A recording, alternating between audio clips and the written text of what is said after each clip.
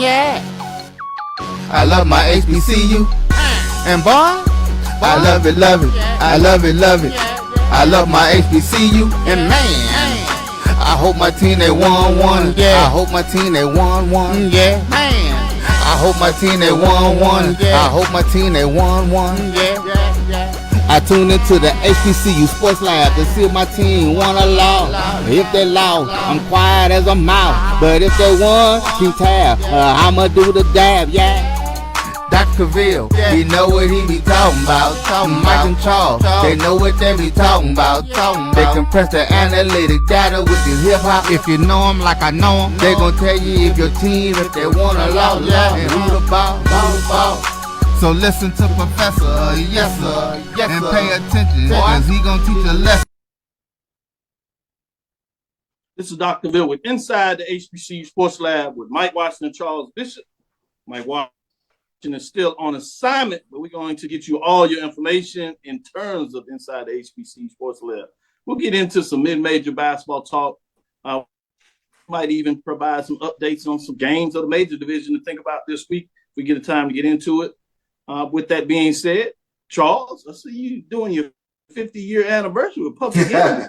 Yeah. Got a little Public Enemy gear, one of the greatest hip-hop groups to ever don the stage. So I had a little bit of merch that came to me over the Christmas holidays that I had to show off today.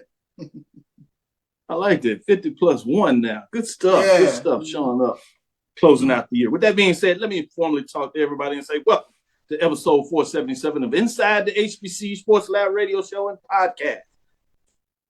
477, it's the countdown to 500. The show that's covering the sporting HBCU dash for all things HBCU sports for institutions large and small, from the NEIA to the NCAA. We share insights and information on the HBCU sports culture and the HBCU athletic aesthetics to facilitate the story of HBCU athletic programs and the business of HBCU sports. I'm your host, Dr. Kenyatta Cavil, along with my co-host, Charles Bishop. We're filming from our home studios and sending a signal live, Caseway's 1230 AM studios, with the Texas Radio Hall of Famer, Ralph Cooper, beautiful home at Texas Southern University from Houston, Texas. As we get going, we will have a guest coming in here. Herbert will bring it in after our first segment. He's what we call our HBCU basketball analyst. So he's a specialist on HBCU basketball. He's going to take you a tour around all the conferences. And we're going to let Charles mix it up with it a little bit, ask him some questions, get his knowledge and his thoughts. Who's hot, who's not, maybe. What to expect for these weekends as we are in the first week of conference play for the major division, multiple weeks for the mid-major division, so a lot of stuff going on. I'll tip out my top 5, Charles, and I'll get to see what you say, which is always important. But since we got a guest, we'll let him weigh in a little bit, maybe give him a little shine, see what he thinks about before we get too deep far into this and see if we'll be able to welcome him back. We just want to make sure that he's on his P's and Q's. We'll see his talent on display.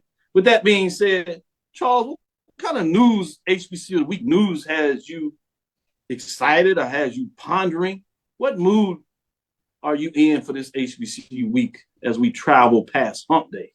Well, we got a lot of stuff going on in HBCU news, but I'll start with what's on the script so far. So we got South Carolina State coach Chennis Berry. He names his assistant coach. This coach to us from HBCUsports.com. As new South Carolina State coach Chennis Berry has named several assistants to his staff. And this is a statement from Coach Berry. I'm super excited about the men we have joining our coaching staff. This is an experienced staff with proven track record. They have won at every level of football and coach NFL players, all conference players, as well as all Americans, while winning championships throughout their entire career. This staff can recruit, retain, develop players, and ultimately ensure that they graduate. We chase the A's, B's, and championships and degrees, said Berry. They also are great teachers and great human beings. So those guys that will be on his staff, Jonathan Williams will serve as Berry's offensive coordinator and quarterback coach, while Jordan Odefer will serve as defensive coordinator, linebackers coach. Both were on staff with him at Benedict College, and they led, of course, high-powered offense and swarming defense to lead the nation in several categories in Division II, offensively and defensively. So, big news coming out of South Carolina State is, they're on to the next phase. Their name of the system. So they got the coach, and so they know how to move on. Yeah, they know how to get a coach and move forward. So. Yeah, that sounds difficult. Go figure. This time of the year, for some reason, it's been a little difficult for a couple of people to get a coach. I don't know what it is, but hey, I'm just saying. Yeah, great point. But I do notice that you can't get away from football. So since it is what it is, I will ask you this: you notice all the folks getting in the transfer portal from Benedict and heading down the road, if you would, to South Carolina State? What are your thoughts? They got a nice little pipeline, and as well they should. So we'll see if those guys can make a transition from playing over at Benedict to South Carolina State. But when you got a talented base of guys to go ahead and, that's the initial foundation for the recruiting piece, and what they bring to the program, why not bring them on too? Before I get into some basketball news, I do want to ask you this and get your thoughts on this in all seriousness. Obviously talent is the one, and, people have their opinion in regards to how much talent is at the Division II level versus FCS level, particularly for HBCUs. But I'm more interested in the fact that these are players that know his system. How much easier does that make the transition when you have several key players that you obviously think can fit the system, match up with other FCS players that have been there in terms of the quickness of a potential turnaround, because you have players that just, what are your thoughts on that? Well, first and foremost, I mean, just the talent piece alone, I guess from a Division I perspective, I don't see that big a difference between the guys that are playing at the Miles and the Benedict of the world in terms of transitions to FCS football. I think these guys can play football, but I think number one, it obviously helps to know the expectations of the coaching staff and the familiarity of the coaching staff. And there's, I think hurdles that they will not have to deal with, whatever the football terminology is that Chennis Berry is bringing with him from Benedict to South Carolina State. You already have one leg up in terms of bringing in guys who know the system, who are familiar with what you're doing, and you can just take off and go forward. So I think it's great in terms of having some of those guys that you can bring with you up to the next level. Well, we talk about some folks can't make football hires or whatever that means, or at least doing their due diligence. We'll give them that. They're doing their due diligence.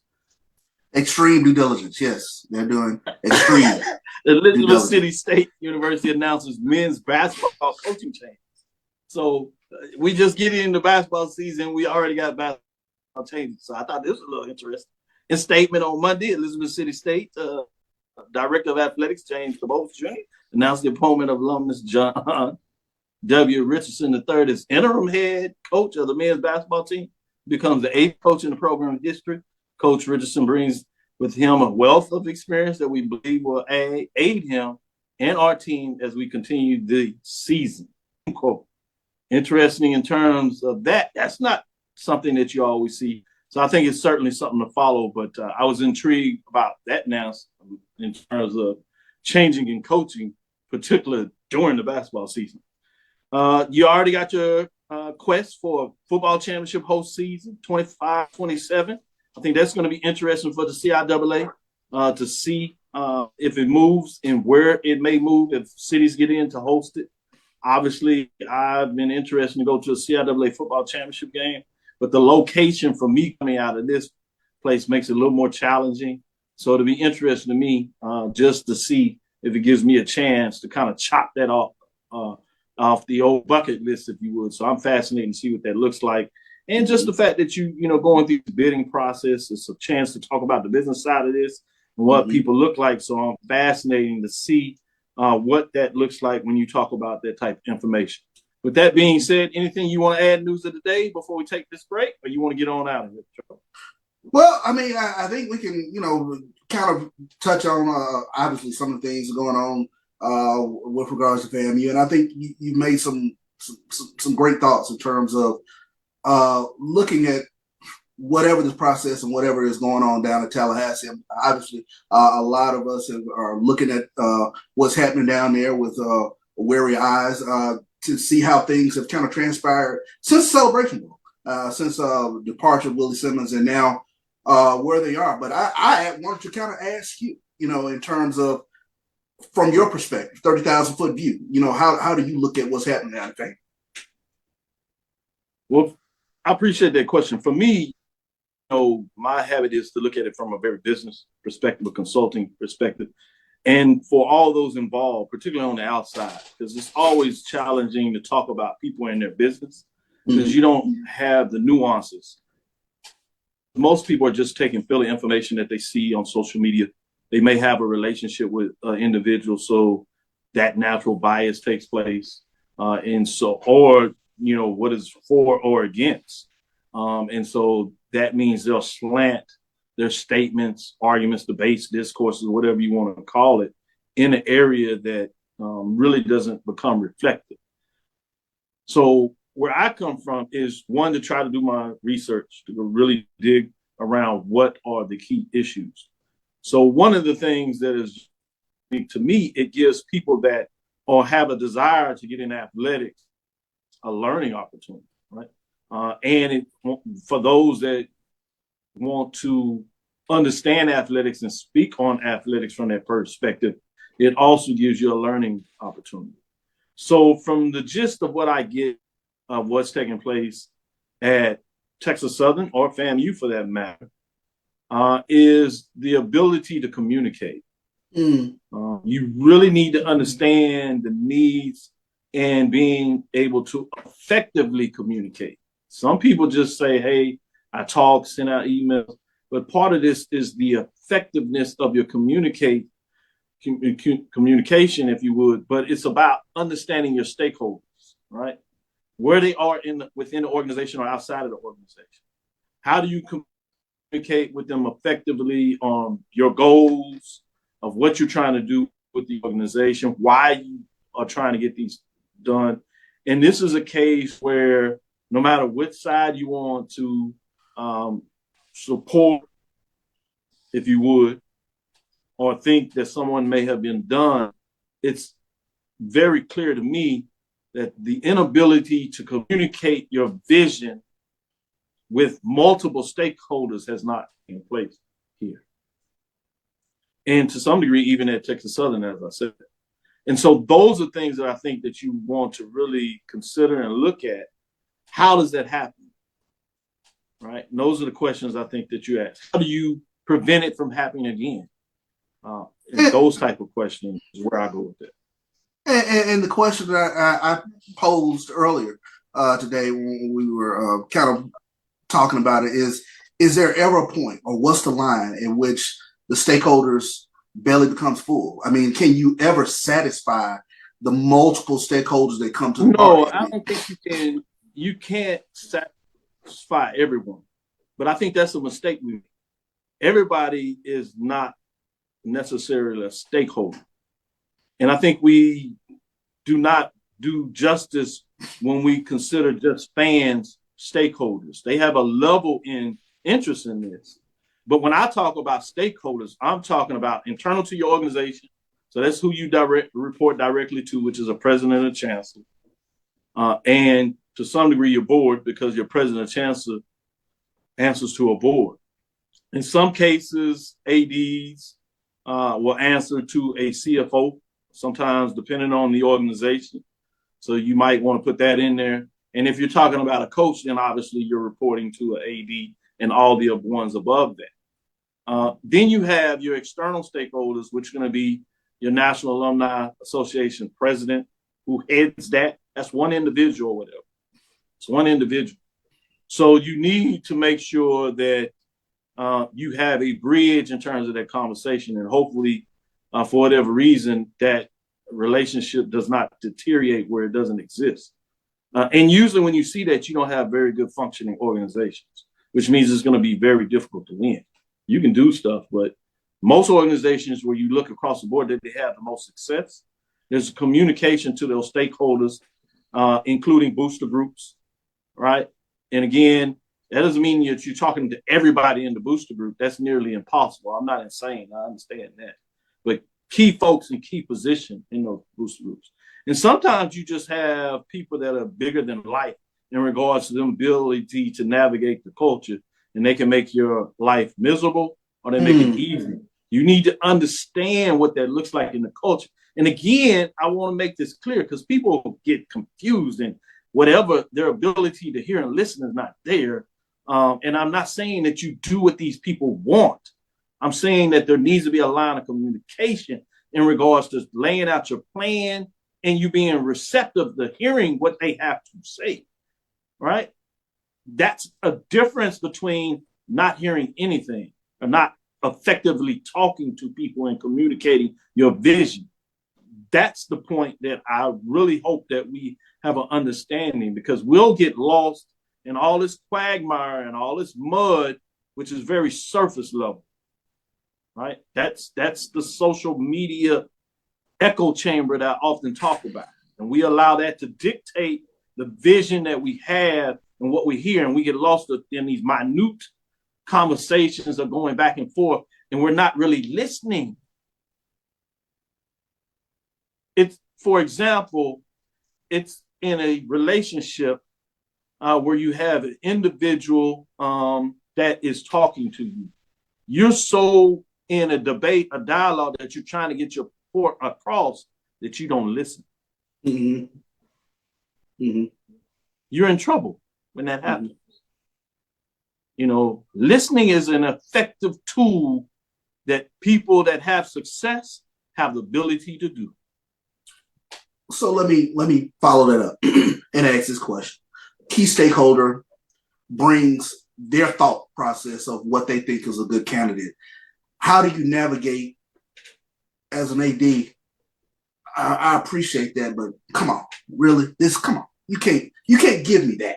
Yeah, I mean, I get what you're saying. And I've had the pleasure, and I won't tell names because it's not fair to them, but I've been around multiple ADs, multiple VPs, multiple provosts at different institutions at different times in my life that have been shown me, and I've listened and heard them being very effective about how to listen to somebody and effectively say no. There is an art in that too. Sure. It is amazing to me at times. And I've seen some people that are so good at it, the person that got told the no actually goes away happy. That's an effective tool. It's one of the most crazy things I can ever see. Because I'm amazed. I'm like, how the heck you do that? I'm talking about the person coming in extremely disgruntled. Sure. Mad. If we just gonna put it on the street. Person calm the person down, listen to everything, didn't tell the person the answer they wanted to hear, sent them on the way, and the person was happy.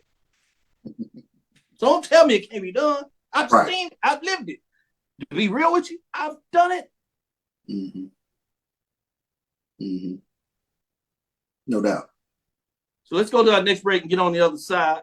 Thank you for those questions. I think hopefully our listeners had a chance and maybe take a little something away from that. Let's go to our first break and we'll come back on the other side. As technology continues to bring changes to the world of education, it's time we also reimagine teacher professional development. Gone are the days of one-size-fits-all learning that can only be accessed at a specific time and place. The Stride PD Center is an on-demand library of mobile-friendly courses that allow educators to learn anytime and anywhere. Our dynamic courses provide bite-sized learning and help educators advance their knowledge while also gaining professional development hours. The best professional development plans are those that include a level of flexibility and choice for educators. Whether you're a teacher, school, or district, visit us today to take charge of your learning. It's never too early to plant the seed, to share the tradition, and instill a sense of pride in your HBCU with your little ones. HBCU Pride and Joy Children's Boutique helps you share your school spirit with a wide selection of adorable kids apparel and accessories officially licensed from your favorite HBCU. Visit hbcupridejoy.com and follow us on all social media at HBCU Pride Joy on Facebook and Twitter. This is Brian Fulford. AD Drew and I are co-hosts of the BCSN Sports Lab. We talk about all things related to HBCU athletics. From the games, teams, coaches, and fan interest stories, we cover it all. You can find our shows on Facebook at BCSN Sports Lab, YouTube at MyJBN Online, and everywhere you listen to podcasts like Anchor, Spotify, Google, and Apple Podcasts. You can also find the show on the Jericho Broadcast Network's app. Make sure to download. We look forward to you joining the conversation and being a part of the show. I'm attorney Clinton Paris, and Tampa's my community. I grew up here, went to school here, and my wife and I make our home here. What makes Tampa special are its people. So when I represent someone injured in my community, it's personal. Call my office and speak to a real lawyer and not some referral service. I will fight the insurance companies to get the settlement that you deserve. At the law office of Clinton Paris, we take the pain out of being hurt. Since 2002, Empowerment Resources, Inc., a nonprofit organization, has empowered more than 1,500 youth and adults in Duval and surrounding counties through its programs Journey into Womanhood, Girls Mentoring, Life Skills for Teens, and Parenting Education Coaching. To get involved with programs, volunteer, or donate, visit www.empowermentresourcesinc.org. Follow us on social media, facebook.com/empowerment.resources and instagram.com/empowermentJAX. Compress the analytic data with your hip hop. If you know them like I know them, they gon' tell you if your team, if they wanna law, and who the ball. So listen to Professor, yes sir, and pay attention, cause he gon' teach a lesson. This is Dr. Bill with Inside the HBCU Sports Lab with Charles Bishop and our guest, the HBCU Sports Analyst, courtesy of HBCU Nightly, Herbert Seward. Welcome to the show. Guys. Man, it's I gotta say, man, it's an honor to be on this show. Anybody that's ever followed HBCU athletics, HBCU culture, and if you don't know about Dr. Cavil, I just don't know where you've been at. Yeah, Man, I mean, the check's in the mail, man. Appreciate it. I mean, it's a real, for somebody that has followed HBCU athletics, been immersed in the culture of HBCUs in general, like I have, it's an honor to be on the show, for real. And so I appreciate it. You're good. You no matter what you say about the poll, we're bringing you back. You dropping all the news. Let's get back into it. Let's get in this top 5 of the poll rankings. Herbert know what he's talking about. I told you he was a HBCU basketball analyst. Look at him. He's already getting it done. Let's get into those dropping out. Nobody this week, so we can run through this pretty quickly. In terms of those receiving votes on the women's side, this is the top 5 programs. We're going to give you the top 2 of those receiving votes. Miles Golden Bears, the Lady Bears there. Tuskegee Lady Golden Tigers. The Lady Bears come in at 9-1. They are 6-0 undefeated in conference play early part of the season. The Tigers right behind them. That's last year's Dr. Cavil's HBCU mid-major division women national champions. The Golden Tigers are back at it at 8-3, 5-2, just outside of the top 5. You said with those records, man, what does it look like to be in the top 5? Well, let's see. At number 5, we have Virginia State, the Lady Trojans, 13-1, 5-1, 51 points. They stay at number 5 coming out of week 0. At number 4, you have the Rust Lady Bearcats, and that's the Virginia State Lady Tigers, I should say, out of CIAA, as many of y'all know. Rust Lady Bearcats out of the Gulf Coast Athletic Conference, 13-3, 5-1. We have a colleague that comes on HBCU Sports, HBCU Nightly, I should say, during the football season. He's putting in work right now, and he has, along with the head coach, he has the Lady Bearcats at 13-3. Bring us to number 3. Maybe a surprise or something. Kentucky State Lady Thoroughbreds, 11-2, 7-0, won first place vote, 60 points. There's just something about the thoroughbred names that make me nervous when you talk about on the women's side, but it's the mascot. At number 2, Xavier, Louisiana, gold. The Nuggets are 9-2, 6-0, undefeated in GCAC. Won first place vote, 74 points. At number 1, Fayetteville State Lady Broncos. Man, are they rolling. 12-1, 5-0 on the season, and they look good. But wait until we get that Fayetteville State and Virginia State matchup. That's the one I got my eyes on early on. We'll see if it lives up to it and give you some dates to start looking out for it. Before we go to our guest, Herbert, Charles, what are your thoughts on the top 5 mid-major for the women? First and foremost, shout out to the Rush Lady Bearcats. That way I can sleep peacefully in my house tonight. So I want to make sure I get out there. But, very interesting top 5, especially the way some teams have jumped out there. Kentucky State is a team that has caught my eye in terms of what they've been able to do thus far, and Russ as well. But we're just starting. We're starting to get into the thick of things. So I got a bunch of questions ready to go. Yes, Charles has a special connection in terms of in his household with the Rush Lady Bearcats. So that was a smart move in terms of that. Shout out to my wife. Diligence, so I still can come over and visit and maybe partake in the weekend fun because we did our part. With that being said, we're going to go to the guru, HBCU Sports Analyst, none other than Herbert. What do you think in terms of the top 5? I like it. To be honest with you, I've absorbed so much basketball in the last month and a half that I am literally catching up on CIAA and SIAC women's basketball. So admittedly, I have footage and film that I still got to watch. But one thing that I want to make clear to folks that are watching that have a quote unquote opinion about Division II basketball, there's a lot of really good basketball being played at that level on both men's and women's side. And for lack of a better word, the pedigree that's been on the women's side more recently, particularly in the CIAA, has been excellent. Whether we're talking about those legendary Shaw teams that made runs, there's been a lot of really, really high-profile ladies that have come out of that. The name Kentucky State really sticks out to me because, to me, they've kind of come out of the blue in terms of them being on the national stage in terms of women's basketball at the D2 level.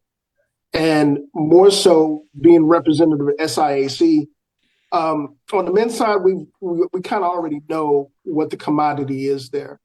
They have a really, really robust conference, a lot of really good coaches, especially this year. When we get to that, I'll be able to go into a little bit more detail, but I'm really excited to see how this conference season plays out in the SIAC and in the CIAA.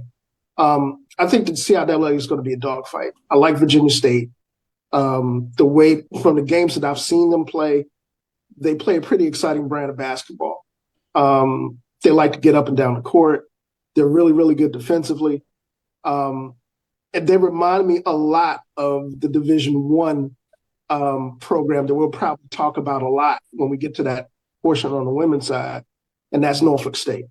They remind me of it. It's really exciting to see this process play out for the women, especially at the D2 level, because again, it's a brand of basketball that we don't get a chance to see often in terms of visibility in comparison to everybody else in HBCU basketball. So, the poll that you guys put out, I'm solid with it. I might have some differences of opinion once I watch footage. We'll bring you back. Charles, jump in here and ask some follow-up questions. Well, yeah, I mean, and for all those fans that are, turning the page from December football to learning who it is that we're taking a look at in January, who are some names, either players that are coming back or players that are popping early that people need to start paying attention for? Again, that's a good question. And like I said, for me, that comes with watching footage. Admittedly, most of my exposure so far this year has been at the D1 level, with teams at the women's and men's level for D1. So I'll be able to offer that more once I'm able to watch extended in terms of point out players. I'm not one to just look at stats and say, oh, that guy's going to be really, really good, or that lady is going to be a difference maker. To be able to actually watch games and to analyze exactly what teams do, exactly, what strategies they use, how they play, how they utilize mismatches, matchups, that's my thing. And so when you look at the film from that question, and obviously you go into that level of detail, how long does it take you to break down a team? Man, okay. I mean, admittedly, I was just watching some footage now of the Alabama State Jackson State game prior to coming on the show, and it takes a bit. It takes a good deal of time, especially if you know that this is a really high-profile matchup and the teams are evenly matched, and a lot of the nuances is going to come to how you execute, how you play defense on either end of the floor, whether you exploit matchups. Good example, this last game that we just had between North Carolina Central and Norfolk State. If you watch that game, you had two excellent coaches in Robert Jones. That entire game was a chess match. You had two really, really high profile backcourt rotations that were really going at each other. Fred Cleveland Jr. And again, talk more about this in a later segment.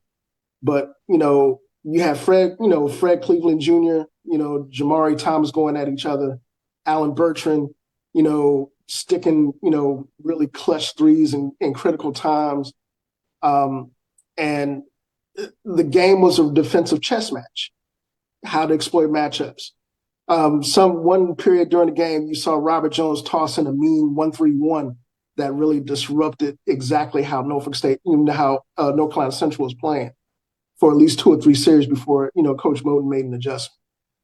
And I love that when you're looking at the game and you can see those kind of moves taking place and you're watching the action, but also you're watching coaches' timeouts, coming out of timeouts, them yelling on the sidelines and trying to get players to do certain things. I love watching the game from both vantage points. With that, let's take our next break. We'll come back on the other side. We'll get into some mid-major division on the men's side, give the top 5, get updates, and see what Herb thinks about what's going on at the mid-major level on the men's. Stick with us. We'll be right back after this next break. Since 2002, Empowerment Resources, Inc., a nonprofit organization, has empowered more than 1,500 youth and adults in Duval and surrounding counties through its programs Journey into Womanhood, Girls Mentoring, Life Skills for Teens, and Parenting Education Coaching. To get involved with programs, volunteer, or donate, visit www.empowermentresourcesinc.org. Follow us on social media, facebook.com/empowerment.resources and instagram.com/empowermentjax. The human voice has always connected audiences with experiences. Major brands all across America have trusted CAVIL'S voice time and time again. Conversational, powerhouse, intelligent, and sincere. That's the voice you need for your creative marketing process. KEAVERSVOICE.com. CAVIL'S Voice, CAVIL'S Voice, CAVIL'sVoice.com. Always on, all the time.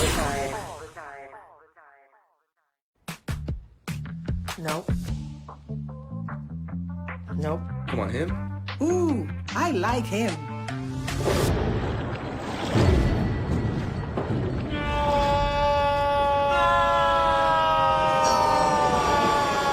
Quick, the quicker picker-upper. Bounty picks up messes quicker, and each sheet is 2 times more absorbent, so you can use less. He's an 8. He's a 9. Bounty, the quicker picker-upper. From novice to aficionado, find yourself here. High quality cigars plus personal customer service. Slow Burn is Waco's only mobile cigar lounge, featuring a meticulous, curated collection of premium cigars. Visit our website, www.slowburnwaco.com. That's www.slowburnwaco.com. You're back. It's time for the 2024 Urban NerdCon. Join us in Atlanta, Georgia, April 26th through the 28th at the Cortland Grand Hotel. Special guests include Underworld creator Kevin Grievous, Gary Gray from Fairly Odd Parents, from Nickelodeon, Giovanni Samuels, the Science Machine Michael Green, the Sci-Fi Sisters, and from Spaceballs and Star Trek Voyager, Tim Russ. Hi, I'm Tim Russ. Join me April 26th through the 28th at the Cortland Grand Hotel in Atlanta, Georgia for the Urban NerdCon. Our heroes, our villains, our stories. Everyone Con. I'll see you there. Live long and prosper. Visit theurbannerdcon.net to get your buy one, get one free badges before the price increases. Remember, our heroes, our villains, our stories. Everyone's con. See you there. Compress the analytic data with your hip hop. If you know them like I know them, they gon' tell you if your team, if they wanna loud, and who the ball. So listen to Professor, yes sir, and pay attention, cause he gon' teach a lesson. This is Dr. Bill inside the HBCU Sports Lab with Charles Bishop and I guess Herbert, bringing us some updates in terms of HBCU basketball analysts. Guru is what we call it on this side of the platform, giving you all you need on the basketball. Check him out, HBCU Nightly. Show coming on Fridays.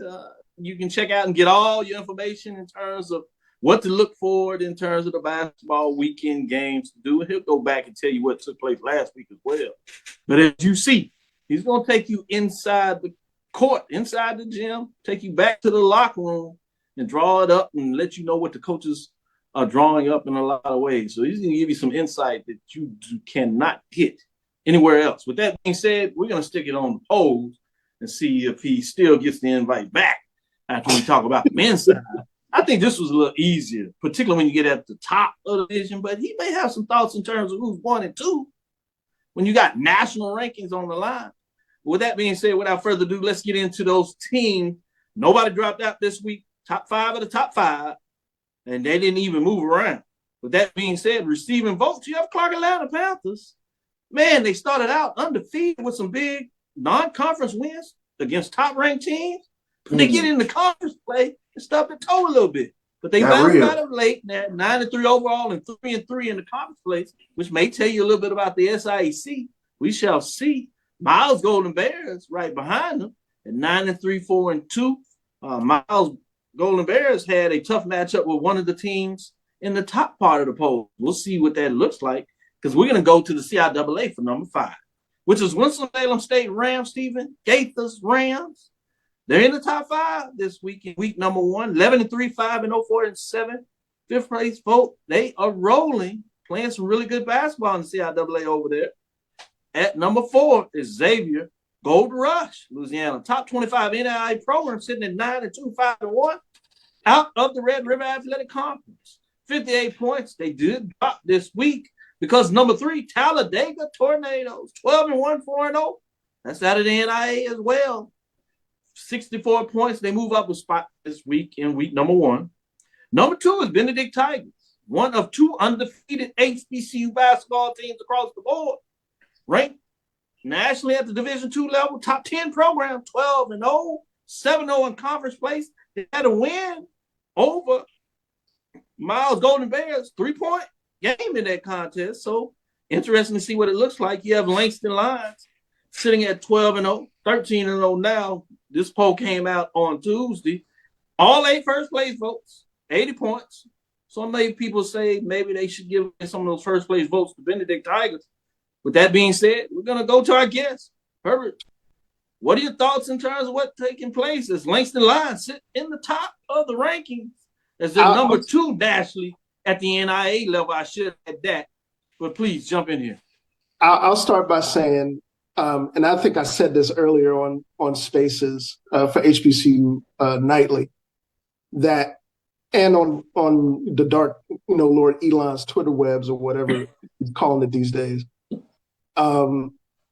There's one legit national championship contender, in terms of mid-major basketball for HBCU basketball, and that's Langston. Langston, you look down that roster is not a typical NAIA roster.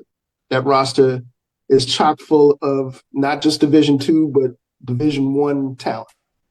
If you took any one of those kids in, the first 10 of that roster, the starting 5 and the 5 coming off the bench, and put them at a CIAA program or SIAC program, or any number of mid-major programs at the D1 level, they not only look like they would belong, but they would really establish themselves as really productive players.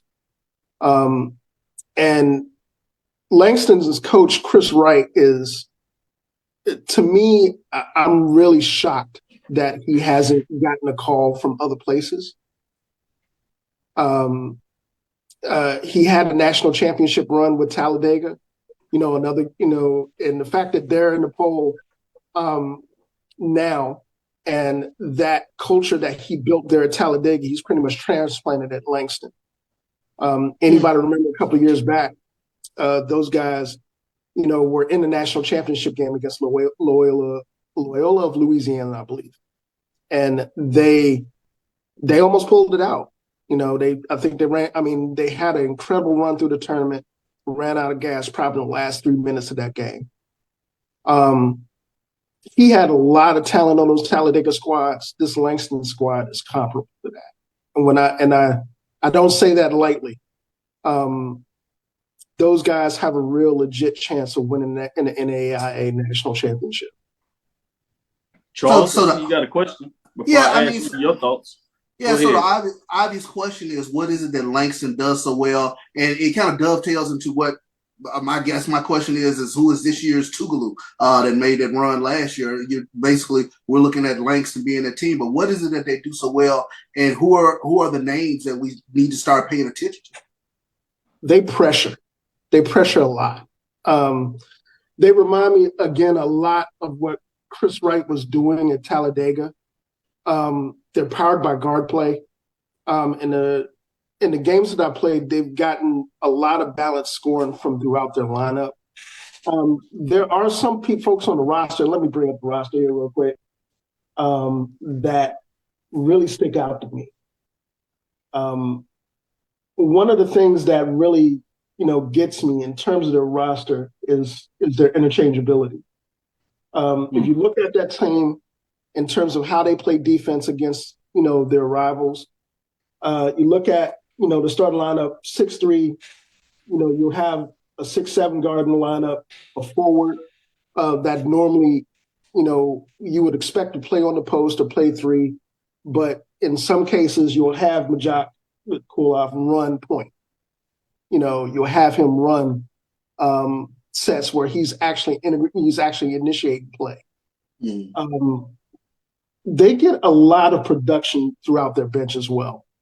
And I think from the games that I've watched of them this year,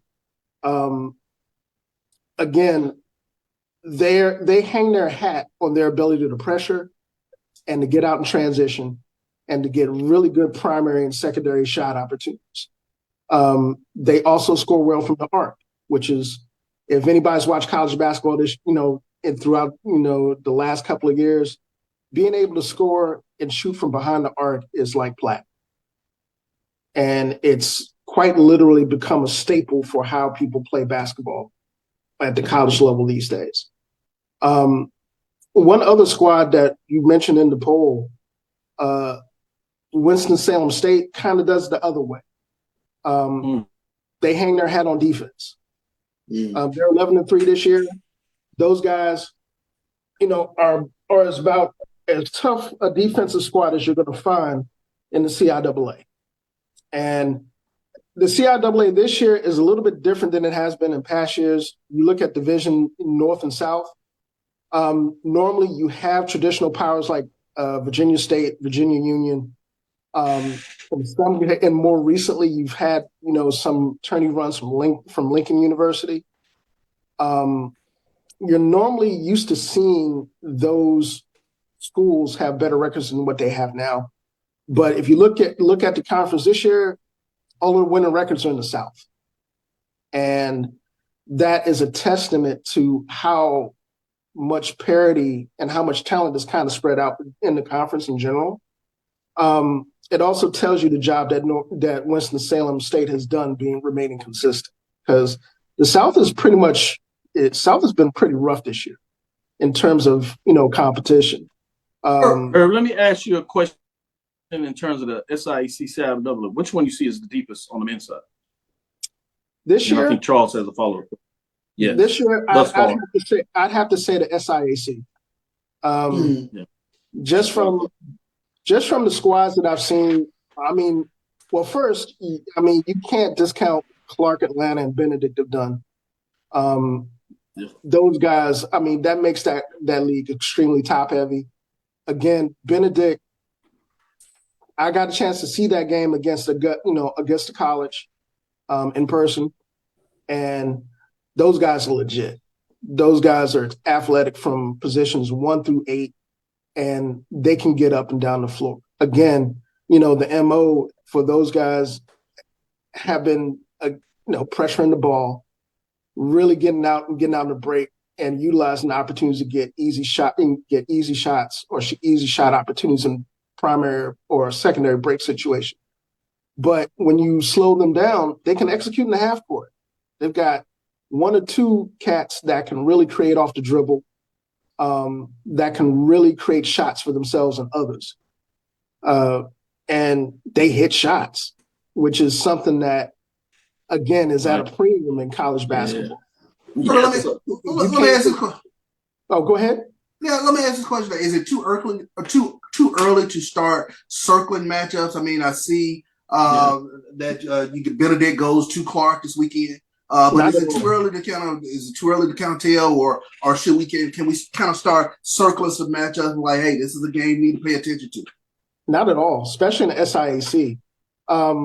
That return visit for Benedict and Clark is going to be a barn burner. If I'm not mistaken, they played at Benedict first. It's going to be home and home, so they're playing at Clark this time. Clark is tough at home. Anybody that's seen Clark or Morehouse play in that classic matchup, or seeing Clark play in general, they're tough at home. Tuskegee's tough at home. Tuskegee, the last couple of years they've been under the radar a little bit, but they've had a really, really impressive basketball product in terms of what they've meant in the CIAA. Return matchup with Miles is going to be a showcase matchup. I think has done an excellent job with that program. Again, that's one of those coaches where I'm surprised he's still at Miles, given there were some vacancies, and other places that he could have moved to. I agree.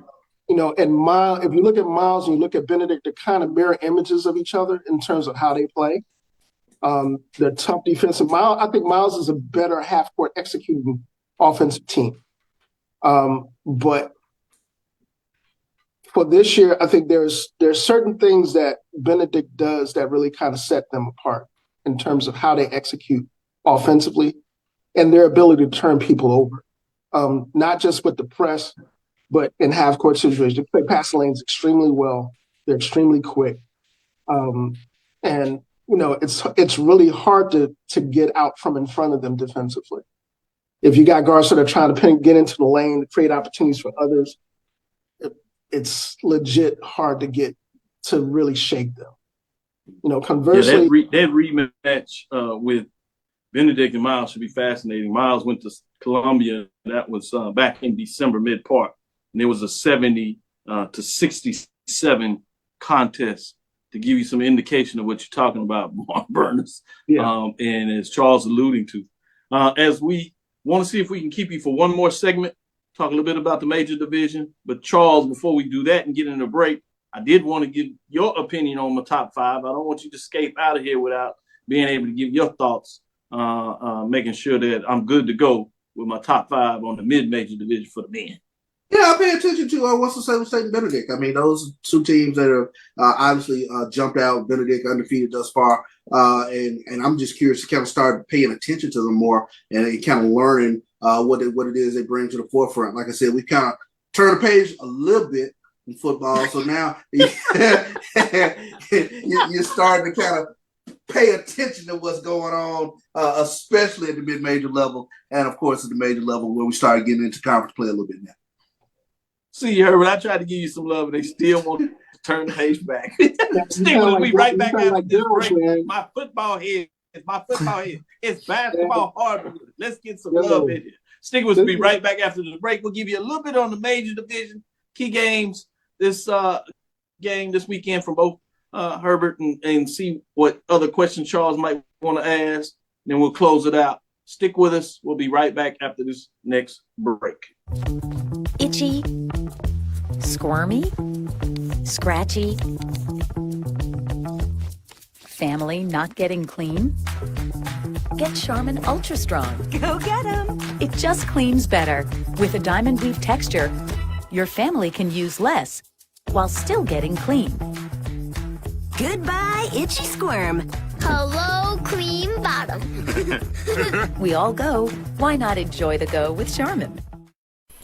At Hampton Law, our primary goal is to provide non-traditional yet effective solutions and redefine the approach to client legal concerns. As your trusted legal advisor, we believe in sophisticated, personalized services that eliminate the confusion and complexity sometimes associated with legal matters. Our high standard for client care and concern, coupled with our extensive legal knowledge and skills, make Hampton Law a resource focused on the protection of the client's interest and overall goals. We value our clients and truly enjoy working with them. Visit thamptonlaw.com to conveniently schedule an appointment online. Tamika Hampton Esquire, 1631 Rock Springs Road, Suite 336, Apopka, Florida, 407-494-1471. thamptonlaw.com. Nope. Nope. Come on, him. Ooh, I like him.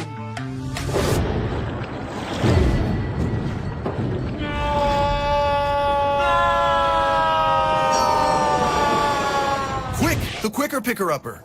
Bounty picks up messes quicker, and each sheet is 2 times more absorbent, so you can use less. He's an 8. He's a 9. Bounty, the quicker picker-upper. From novice to aficionado, find yourself here. High quality cigars plus personal customer service. Slow Burn is Waco's only mobile cigar lounge, featuring a meticulous, curated collection of premium cigars. Visit our website, www.slowburnwaco.com. That's www.slowburnwaco.com. Press the analytic data with your hip hop. If you know them like I know them, they gon' tell you if your team, if they wanna loud, and who the ball. So listen to Professor, yes sir, and pay attention, cause he gon' teach a lesson.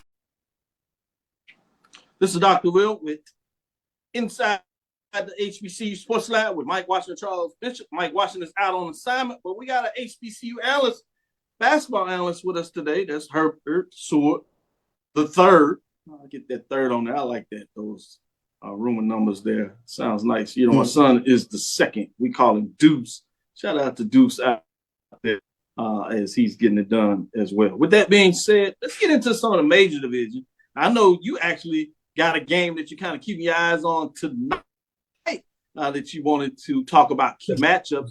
I told everybody on Tuesday we got bonus basketball this week because of the Martin Luther King weekend. The conference and the coaches worked together to put a couple of games on Thursday such that Alabama State and Alabama A&M could play on Monday, Martin Luther King holiday, and they could go down to Mobile and get that done, which means we get bonus basketball on Thursdays. With that being said, before I ask this question, I want to sneak this in there. As they were doing the expansion, there was a little bit of talk where had a chance to work with a couple of the SWAC schedulers and talked about creating this flex schedule that actually had games on Thursday, Saturday, and Monday. You talking about being able to, especially now you're getting into television. I wonder if that will be something that will be reconsidered going forward. This is example of what it looks like in terms of 2 games on Thursday. Which one is the one that you want everybody to keep their eye on? Well, tonight, I think there's one game in particular. That's Alabama State and Jackson State and Montgomery. Both Jackson and Alabama State got off to really good starts to the conference play this week. Alabama State went on the road and eked one out of Mississippi Valley State, and then came back and won what was projected to be a really difficult game at UAPB, given the scoring prowess for UAPB. But they actually pulled away late in that game, just by hanging their hat on what they, really become the best, one of the best in the SWAC at, and that's, defense. They rank at the top of the conference in terms of defensive efficiency and scoring. And I got to say, what Tony Matlock is building there right now he's starting to get the types of players that he wants to get in there, and you can kind of see the vision of what he wants. He pressures a whole lot. The team is extremely long, and they don't turn the ball over at all. They still could be refined a little bit more in half-court situations, but one of the biggest acquisitions they picked up in the transfer pool was an NAIA All-American transfer, C.J. Hines. Point guard, dude is legit, and that goes to say for folks, and I hope that kids that are watching this show understand that you can play at pretty much any level. If you can play, people are going to see. Whether you're playing at the NAIA level, whether you're playing at Alabama State, whether you're playing the SWAC, MEAC, or any other place, within collegiate athletics, if you can play, somebody's going to see. I think CJ, for that team to acquire him, and Alabama State had a pretty impressive recruiting and transfer portal class in its own right, but he's been a key. He's been a catalyst for them. He's transformed how they play in terms of, how fast they push the pace, the decisions he makes with the ball. He's a lead guard in his own right, and he's really effective scoring at all three levels. And again, he doesn't make mistakes with the ball. He's really rock solid in terms of running an offense, penetrating when he needs to, and protecting the ball and not turning it over for easy opportunities going down the court. Charles, I know you had a question you want to follow up. Yeah, I want to follow up. Talking about Alabama State, Jackson State tonight, and you mentioned C.J. Hines, but Jackson State, very talented team. Tell me a little bit about Chase Adams, because he seems to be the straw that stirs the drink for Jackson State's basketball team. Near triple-double against Alcorn this past weekend, but great matchup in terms of C.J. Hines and Chase Adams going at each other tonight. Yeah, Chase Adams brought a smile to your face when he mentioned his name. He's like, this one of the best point guard matchups you're going to see. Chase Adams a dog, point blank. Again, you're talking about point guards that are effective lead guards that set teammates up, for really good scoring opportunities and can score themselves. And Chase Adams is amongst the best in the conference at doing it. If you saw that game against Alcorn, there was points during that game where he just took over. And he just, none of the Alcorn guard rotation can stay in front of him or keep him out of the lane. He gets in the lane. There's one of three results that's going to happen. He's going to get fouled. He's going to find the open man where he's going to score. And that in itself is something that it's really going to it's going to be really interesting to see what happens tonight, when this game gets started, because Alabama State has done a really good job of keeping people out of the lane. Not only keeping people out of the lane, but they're one of the best rebounding teams in the conference, along with Jackson State.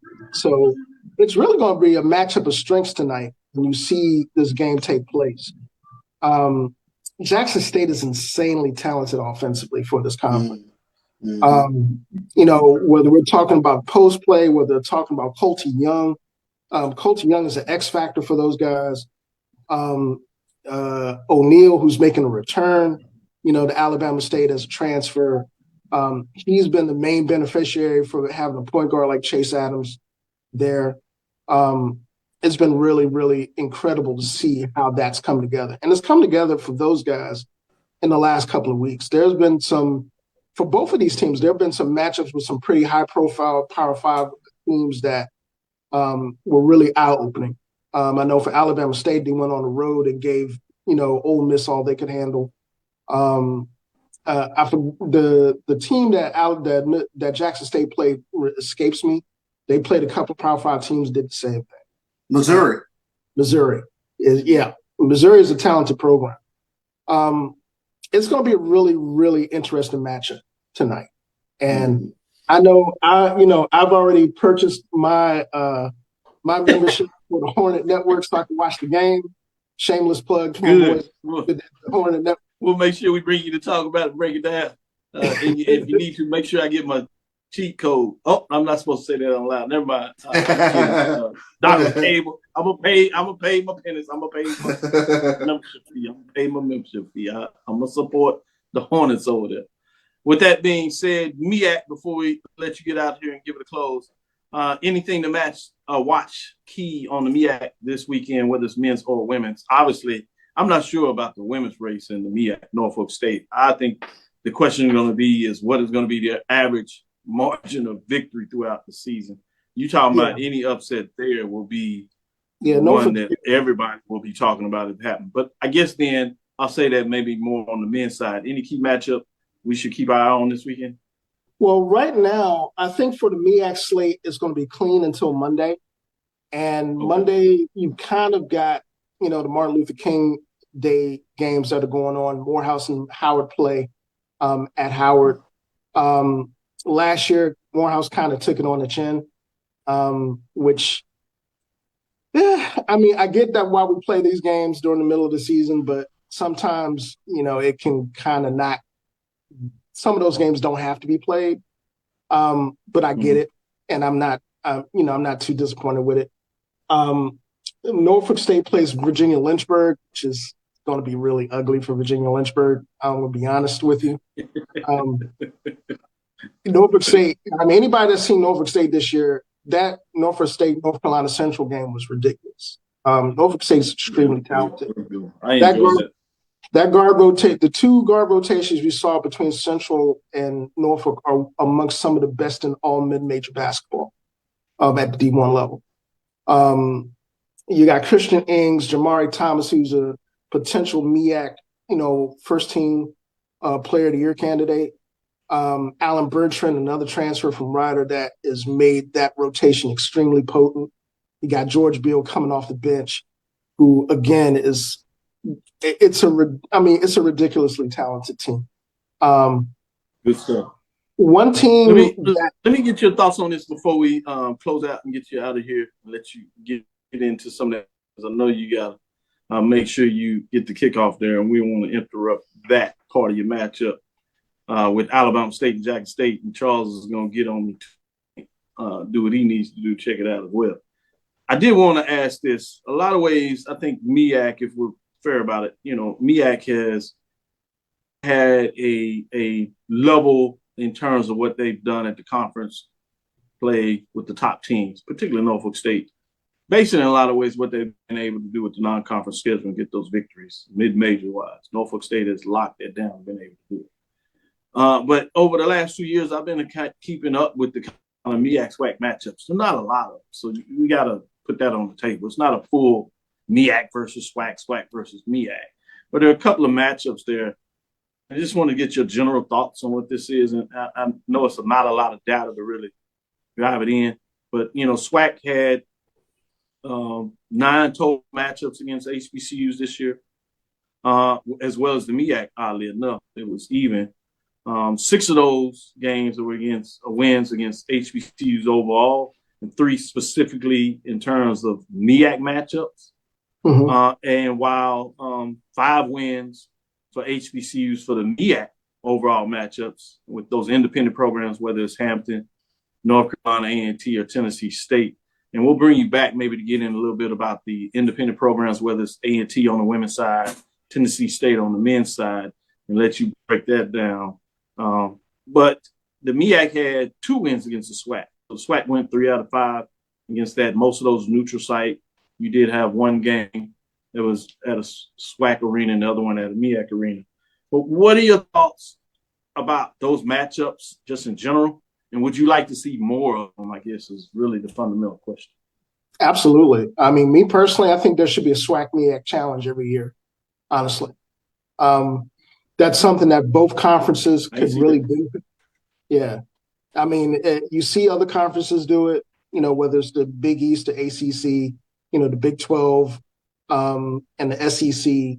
The fact that the SWAC had I wouldn't say a challenge, but had, a partnership with the Pac-12 last year that really benefited the SWAC. That was, to me, was really out in terms of some of the matchups that we saw. And I want people to really understand that a lot of what we see out of HBCU mid-major basketball at the D1 level is completely contingent on scheduling and what we have to do in terms of scheduling to quote unquote keep the lights on, to do a whole bunch of other things that are more so program maintenance things than anything else. And that's not really, a lot of times we look at records and we look at, like, for example, this year we look at SWAC and we look at the records coming into conference play. I try to tell people, it's like, that's not really indicative of what the SWAC is in terms of basketball. There's a lot of really, really entertaining basketball going on in the conference. Last year for the MEAC was incredible in terms of talent up and down the conference.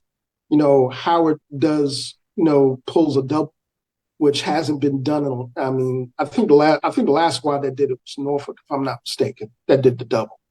Yeah. That squad last year for Howard was extremely talented. You got two transfers that are playing D1 ball, one in the Big Ten, one in the A10 right now. Elijah Hawkins running point from Minnesota. Steve Settles playing ball for Temple. Lots of talent on that roster. There's a lot of talent on that roster now, although point guard play is something that they're going to have to clean up if they hope to have any of the same success they had last year and starting to really show itself in conference play. As far as the matchups between the conferences go, I think that's something that's cyclical.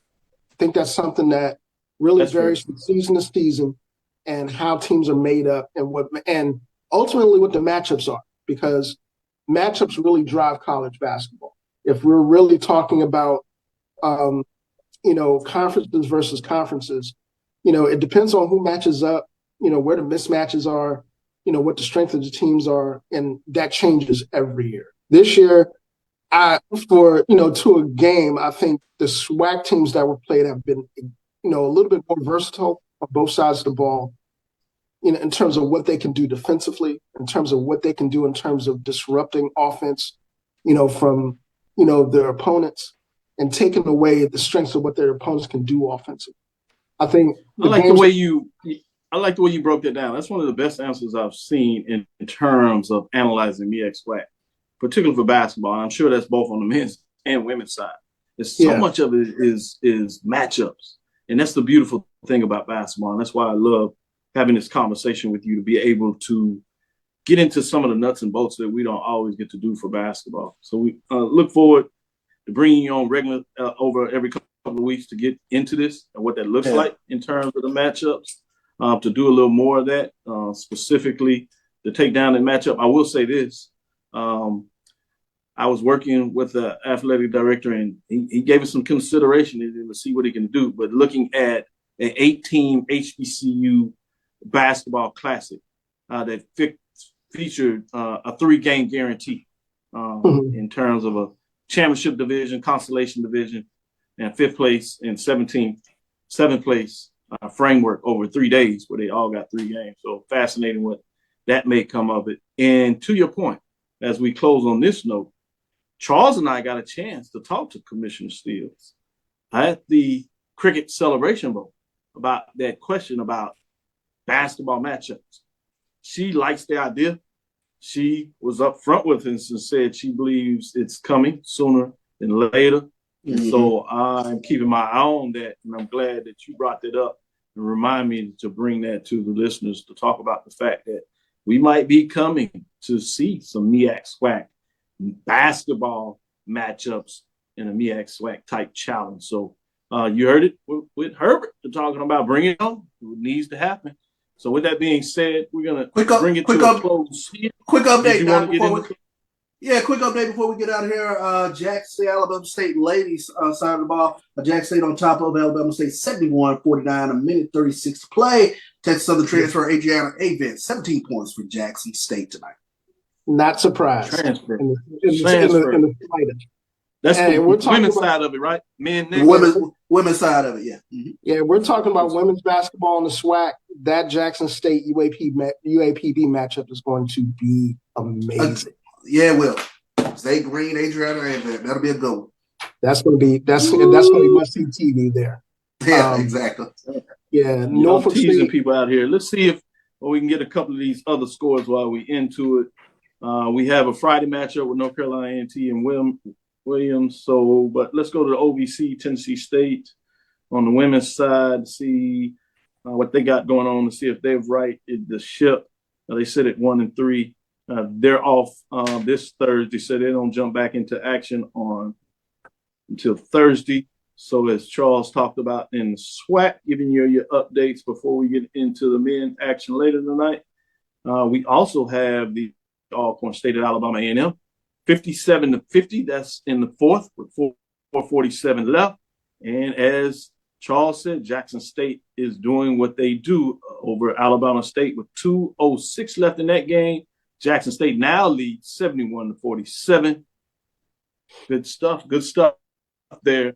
Thank you for listening to Dr. Cavil's Inside the HBCU Sports Lab with Mike Washington, Charles Bishop. Make sure you share our podcast with your friends and colleagues. I am Dr. Kenyatta Cavil, the Dean of HBCU Sports, coming from inside the lab in the College of HBCU Sports with Mike Washington, Charles Bishop.